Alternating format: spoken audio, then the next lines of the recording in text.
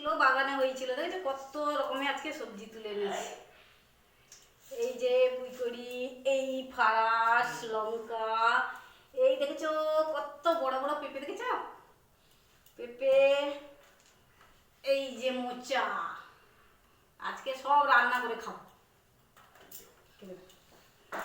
Hello guys, দেখো কত সুন্দর ফারাস হয়েছে, দেখেছো কত হয়েছে দেখো। এই যে